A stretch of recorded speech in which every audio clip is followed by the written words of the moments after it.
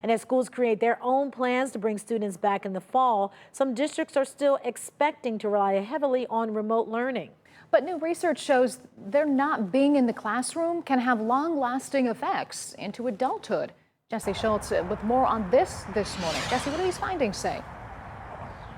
Yeah, districts face some tough decisions in the next couple of months, and one of the biggest questions is whether learning will be in person or online. But some experts are worried that long-term online learning could lead to some long-term negative outcomes for students. One of the biggest issues at play here is absenteeism, or kids missing a lot of school.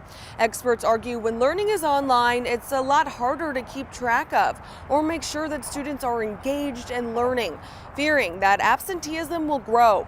Ohio State University released a new study showing kids who miss a lot of school in their early years, especially before their high school years, were less likely to vote, reported having economic troubles, and had bad educational outcomes when they became young adults. We spoke to a psychologist from Case who says this shows it's important elementary and middle school age students are physically there.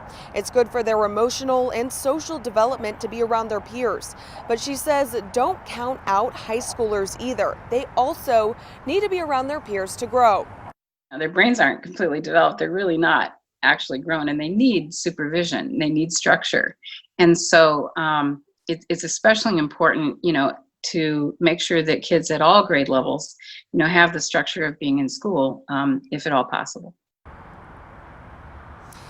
Now, Governor DeWine says when schools do start again, social distancing will be required. All staff will be required to wear masks, and there will be frequent cleaning. But as for those other details, well, he left that up to the districts.